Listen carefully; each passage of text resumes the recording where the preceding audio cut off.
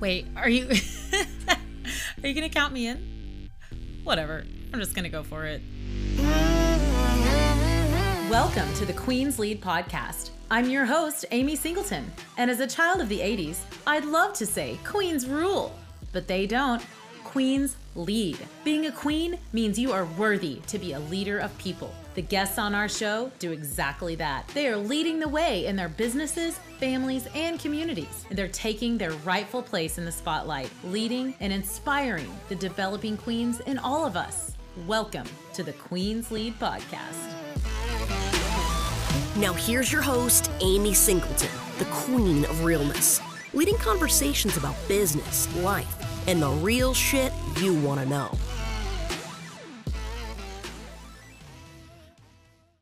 Welcome, everybody, back to another episode of the Queen's Lead podcast. I'm your host, Amy Singleton, and today we are joined by another Amy with an interesting spelling of A-I-M-E-E, Amy Gretschmiel. Nice to see you, Amy. Thanks for joining us. Hi, thank you so much for having me, Amy. Absolutely, my pleasure. Amy is a corporate mom coach, and tell us where you're coming from and what you're doing up there, Amy. Yeah, so I am corporate mom coach, CEO and founder of corporatemomcoach.com. And I was in the corporate space as a VP for nearly 18 years. And I left my career in 2020 to pursue my deeper purpose and passion was to really help working mothers manage their mental and emotional wellness. And so that's what I do today. Yeah, I think there's a big conversation happening right now about this, and especially since COVID. So did you leave pre-COVID or during or after?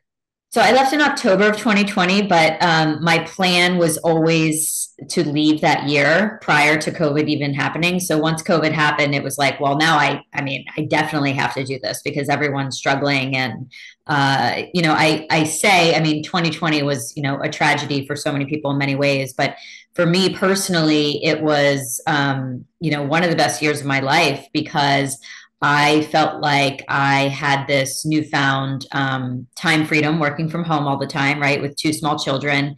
And also I had the tools to help manage my mental and emotional wellness and really lean into my self-care in a way that I hadn't really committed to in the past.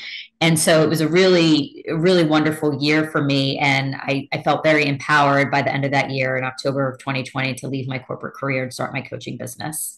Nice. So the plan all along had been for you to leave and begin coaching, or was that decision, Yes. the coaching decision was made before? Yes, that was the plan all along. Yeah, I had been working with coaches since my daughter was born in 2016. So I had my first child at the age of 35, which, is a little bit older. So I had a pretty well-established career prior to becoming a mother. And career was just such a big part of my identity. It was pretty much my identity, right? And then I became a mother and I really struggled with parenthood, especially that first year, in how to kind of, there's this whole time management component, but then there's also this mindset management component and then the emotional component and all the things. And I felt like the narrative out there was basically to just like suffer through it. And, just, put your bootstraps on and like just that's how you're going to do motherhood for 18 years. And I was like, no, there has to be another way. Like this can't be the only solution. And there were just so many mother communities I found that was just so much complaining and just so much like negativity and frustration about the whole experience. And I was like, no, there has to be another way. And so I started working with coaches, like as a student. I started working with life and mindset coaches as a student when my daughter was a baby in 2016. And I was away by the tools and the strategies I was learning and how they were affecting me in my life in a great way and completely changed and shifted my motherhood experience for the better. And so when I went back to corporate shortly after she was born, I was like, the narrative's kind of the same in corporate too. And nobody's really talking about this stuff. Like, why aren't more people supporting working mothers? Like they really need, right? And so I had returned to corporate for a couple more years. I still had my daughter at home. And then when 2020 came around, I had my second child by then. I was like, I really think there's a gap. There's a gap in corporate. there's a lot of women who are struggling. They really need help managing not only their time, but their mind. And I need to share what I've learned and I need to share it with them. And so that's when I left my corporate role, and that's when Corporate Mom Coach was born. Wow, that's awesome. What did you find working with those initial coaches? What did you find was the biggest missing piece in your mindset, being a little bit older, but an established career mom? Yeah. So I would say the main theme was there was so much focus on mindset and psychology, right? And how you really have so much power and agency of your own, right? I think so often women give their power away, so much of it, and that without realizing it, right? Like many people don't even know what that even means, but without realizing it, subconsciously we do this, right? And so we find ourselves, victims of our circumstance, right? When the reality is we actually have tremendous choice and tremendous agency in how we show up in our day-to-day lives. But no one's ever really taught that to us. It's certainly not taught in school. I mean, it might be modeled for some people, but not most, right? Yeah, And in the world of motherhood, there's this huge narrative around, self-sacrifice, right? And put yourself on the back burner and, your children and your husband and your career first. And so many women subscribe to that, just like I did in the beginning. And so you really have to unlearn some ways of thinking. And in order to do that, you first have to understand like your own mindset and how it works, right? yeah. And then layer in some new strategies and methods that can really help support a new mindset in this new identity that you've really stepped into as a mother. Yeah, absolutely. And do you find that most women are worried about the way that other people are doing it, or the way that they've seen it modeled? And because I know I've personally felt really trapped before by what I was supposed to be doing, or what the other mothers were doing, or maybe what my mother did or didn't do. Right. Um, Yeah, talk about that a little bit. there's definitely a big comparison trap. That's what I call it. And it's so deeply embedded in our psyche, really. It's like we don't even know we're doing it, right? And so and I did it too in the beginning, right? And so that's the beauty of coaching, is that someone can reflect this back to you because you don't even realize the decisions that you're making and the words that you are even saying, right? Unless somebody reflects it back to you. And so once you pause and realize these things, you're like, oh, maybe I am comparing. And guess what?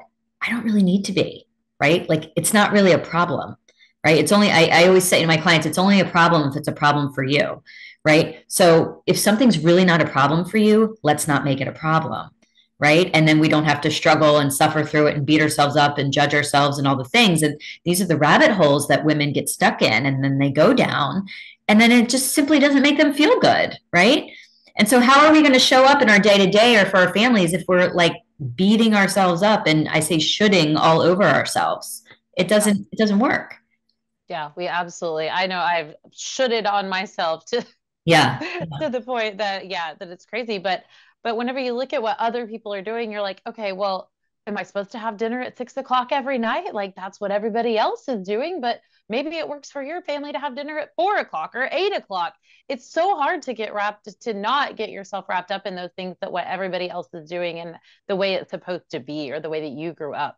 Right, exactly. And that's what we don't realize is, we have so many of these like preconceived notions of what motherhood or what parenting should look like, right? Based on largely our own experiences from our early life, which are deeply embedded in our subconscious. And so we don't even necessarily, we may not necessarily be aware of it, right? And so that's why like learning about, your patterns and your conditioning and, thinking back, to your upbringing, but also understanding that you have tremendous choice and agency for that to look different if you want it to, right? Like again, you are not a victim of your circumstances. You don't have to repeat old patterns, but we do need to make some adjustments if you want things to be different. Mm-hmm. Yeah, definitely. So you mentioned earlier the time management piece. What about that? That's like a whole podcast in itself, but let's Yeah. touch on it for a minute. Yeah. I mean, so what's different, or I would say what my coaching really anchors around is two key themes. One is time management, and the other is mindset management. And I would actually say mindset management is equal, if not more important. And very few people are actually talking about that unless you have, a background in like psychology or sports, or, that's where like people really talk about mindset, but it applies in our daily life. And it certainly applies in motherhood because it informs our mental and emotional wellness. So learning about that, I think, is really important. The time management component, honestly, it's all tactical, right? It's all tactical. Like these are things, most of my clients, the women I work with, like they're smart, educated, ambitious women. Like they it's and not all manage their time well, but they understand what they have to do in order to manage their time well. It's just a matter of them not doing it, right? And what that really comes down to is quite simply your priorities, right? And your priorities are largely informed, again, subconsciously through your values, through your subconscious values. And so what most people don't realize is that, prior to motherhood, a large part of their value, right, which informed their priorities, was likely achievement, right, career achievement, right, and so they're in this cycle, and there's nothing right or wrong with that, right? If that's your value, if achievement or success is your value, then that's where you're going to spend your energy and your time, right?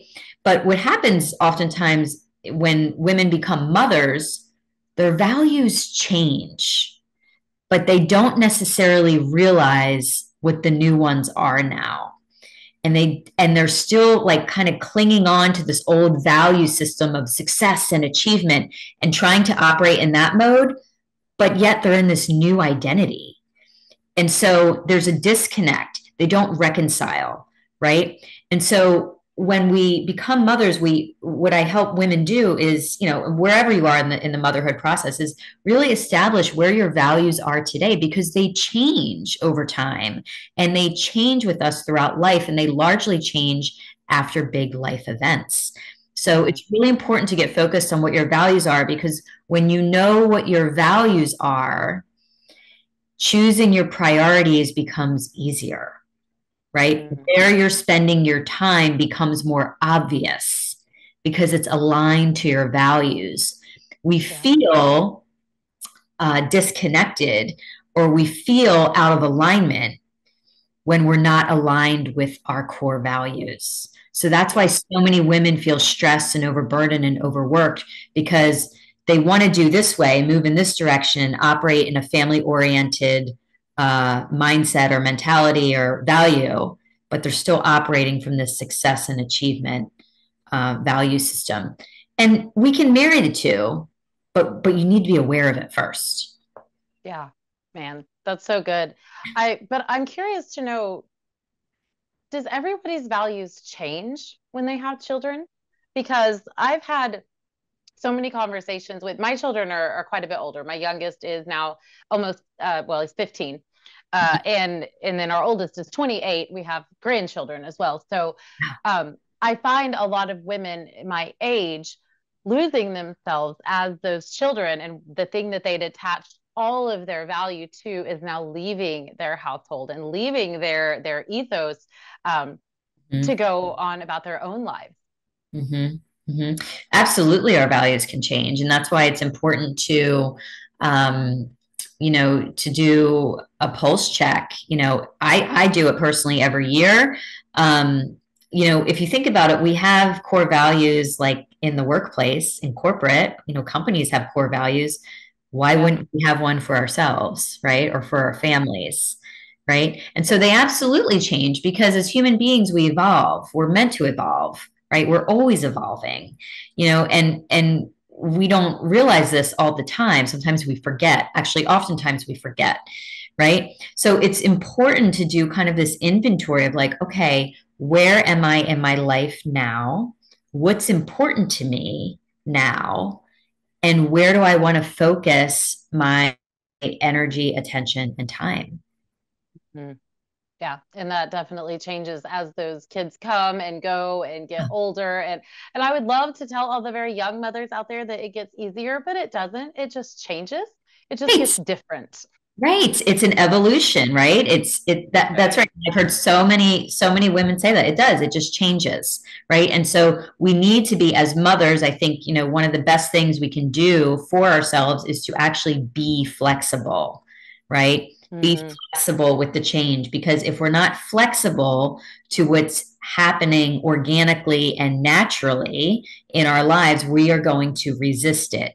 And when Yeah. we resist it, that's when we feel uncomfortable. So like the women who have, children leaving the nest, and, it absolutely be, sad about it and cry and everything, right? But you don't want to live there forever, right? Hmm. There has to be a level of acceptance. But when we resist that, that's when people stay, right? That's when people stay stuck, and it's not a good feeling to be stuck. Yeah, definitely not. We're in an ocean. We have to just keep riding those waves as they come along. Exactly. Exactly. Yeah, Yeah, absolutely. yeah. So you are primarily working with women in the corporate world who are working for someone else. Is that Mhm. right? Yes. Okay. What is the number one thing that usually brings them to you? Mm, good question. Um, I think I think it's similar to what I just described. They feel pulled in different directions, and it's causing a strain on them Yeah. mentally, emotionally, physically. They feel pulled in different directions. The common theme, what I hear, there's no time, right? If I only had more time, right, Yeah. then I could, focus more attention here or there, or maybe even myself, right? But that's a Yeah. last. So I think they get to a point where they're like, really struggling or nearly depleted, and they need some help. Some of them have tried therapy, um, which has its benefits, but it doesn't always get the results that people are looking for. Yeah. Coaching has more of a goal orientation to it, which is different than therapy. I always say therapy is, kind of backwards looking, which is important. It serves its purpose. It helps us to understand why we are the way we are. Yeah. But coaching has more of a forward looking roadmap, that's created just for you, and it has a goal orientation, which many women, especially corporate women, can really resonate with. Hmm. Two questions from that. What is that first step of that roadmap most usually? And where do you find that most women are, um, well, I don't want to say wasting time because they're probably not really wasting time, but where is it that you're helping them to find that time back that they feel like there's not enough of? Yeah. So we first do an assessment. I call it, we go through what this exercise, I call it your life GPA, and we kind of evaluate the different areas of your life and give them a grade. And we Hmm. determine kind of, okay, which area, is doing well and which area is not. And oftentimes, I would say the women who come to me are really struggling in the area of like their personal life.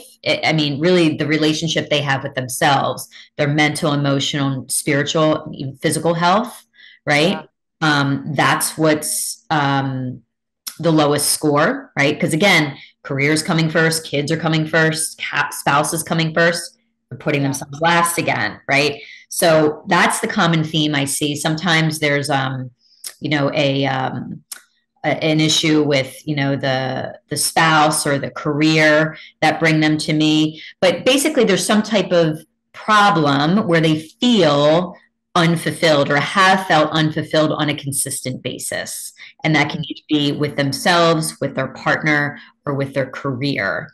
Yeah. I do find that many women have very good scores with their children, right? Which is a wonderful thing, right? Because that's where we want to show up like as this amazing version of ourselves for them. It's a very big motivator for mothers, right? Their children. But sometimes there's cost to that, right? And the cost can be in other areas. And so the goal is to not, like lower the scores for the kids and bring it, you want to find balance. And so I help women kind of we take a look at where they're spending their time. We take a look at their priorities. We take a look at their values, and we find balance within all of that that feels good to them. And it really looks different for everyone, right? Because everybody operates from different values. If you don't know what those are, then you can get easily stuck in the comparison trap, right? You can easily get stuck into overworking, right? And these are all things that may not be in alignment with your values. Yeah. You're just doing it because it was the next step, next thing you think you were supposed to be doing, right? Exactly. Yeah. Exactly. Like so many women think when they first come to me that like they will be happy when they get a promotion, right? Or they make more money, right? Now, some of them come to the realization before they get to me actually, and they're like, yeah, no, I just did that and I'm not any happier. And I'm like, yeah, you wouldn't be, right? Because here's why. And so we talk through that and we get clear on, why that happened and what their values are and their real priorities and what they really want their life to look like and how they really want to spend their time and all the things. And we find balance within that. It's not a matter of like leaving your corporate career altogether to, become a photographer on the beach. Like, I mean, you could do that if you're really passionate about it, sure. Right. Yeah. But it's just a matter of adjusting some things so that you feel more balanced and supported.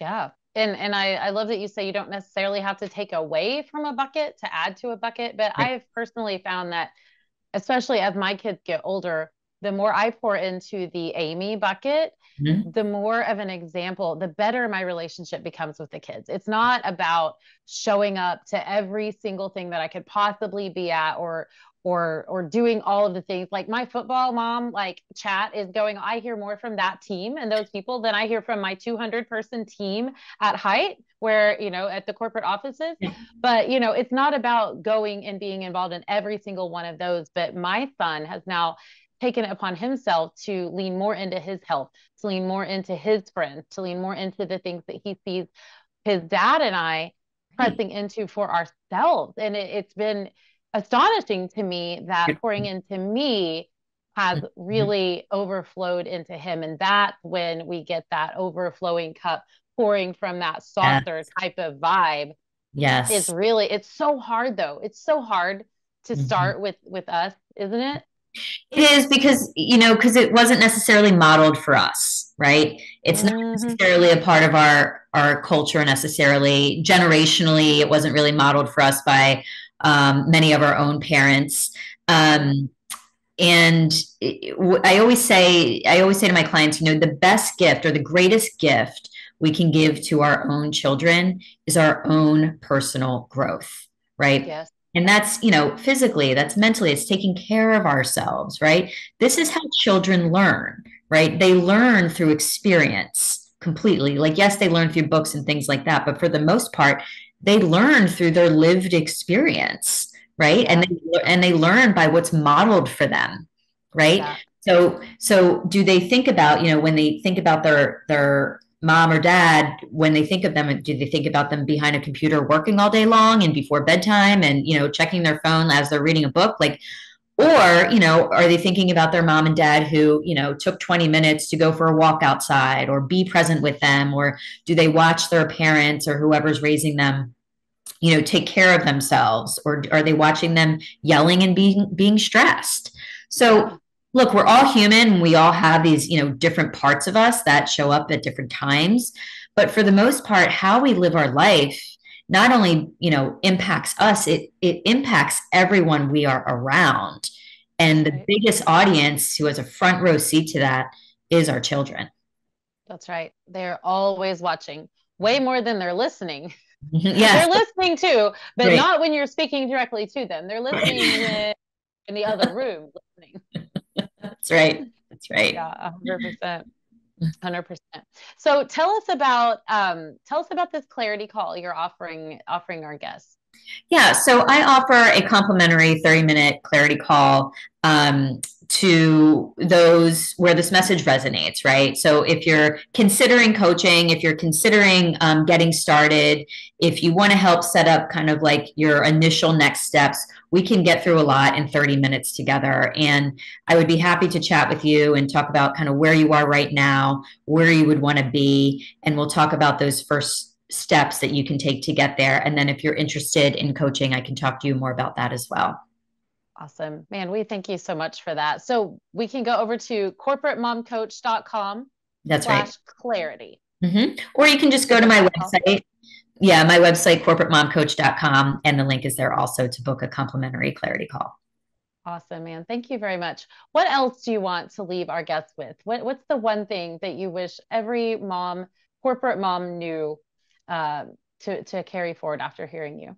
Yeah, I think it's just really important to not forget yourself, right? Remember, putting yourself first or putting yourself at the top of your priority list is not a bad thing, right? It's actually the best thing you can do for everyone because it really is like putting that oxygen mask on first, right? When we take care of ourselves, we are then able to better show up for those that we interact with on a day-to-day basis, our colleagues, our friends, our kids, our spouses, all the things. So take care of yourself first, right? Set aside 20 minutes a day if you can to just have dedicated time for yourself. That doesn't mean scrolling, that healthy things, right? Something that's nourishing for you.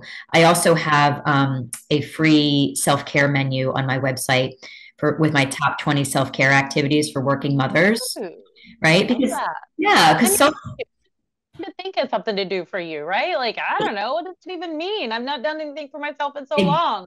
Exactly. So there's a list of 20, I call it a menu. So you can kind of choose from like, oh, what do I need today?